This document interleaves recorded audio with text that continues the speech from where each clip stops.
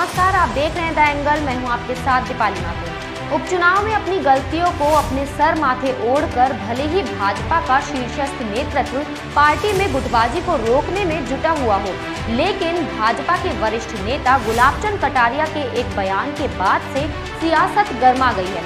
वहीं पूर्व मुख्यमंत्री वसुंधरा राजे का आगामी 23 नवंबर से मेवाड़ दौरा भी प्रस्तावित है। इससे भी सियासत तेज हो गई है।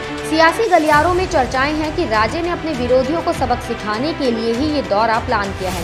इस देवदर्शन यात्रा की खास बात यह है कि इसकी शुरुआत वे नेता प्रतिपक्ष गुलाब चंद कटारिया के गढ़ मेवाड़ में स्थित सांवलिया सेठ मंदिर में दर्शनों के साथ होगी।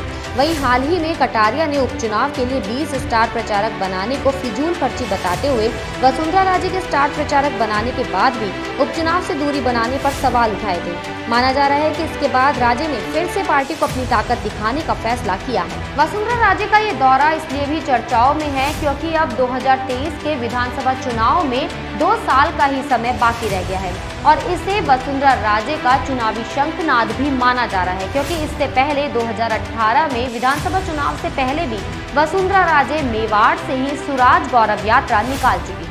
2 विधानसभा सीटों पर वल्लभनगर और धरियावद में उपचुनाव में बीजेपी की हार के बाद राज्य के दौरे की सियासी चर्चाएं शुरू हो गई हैं, क्योंकि उदयपुर संभाग से आने वाले नेता प्रतिपक्ष गुलाब चंद कटारिया खुद वसुंधरा राजे का नाम लेकर उन पर पिछले उपचुनावों से नदारद रहने के आरोप लगा चुके हैं। अब राजे उन्हीं के गढ़ में अपनी पैठ और ताकत दिखाई। वसुंधरा राजे का ये दौरा ऐसे समय हो रहा है जब उपचुनाव में हुई हार को लेकर भाजपा के नेता एक दूसरे को जिम्मेदार ठहरा रहे हैं और विरोधी गुट को कमजोर करने की कोशिश में लगे हुए हैं।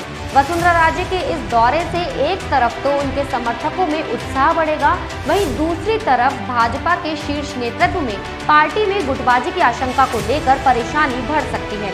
वहीं अब भाजपा की इस खींचतान का आने वाले चुनावों पर क्या असर होगा, ये देखना होगा।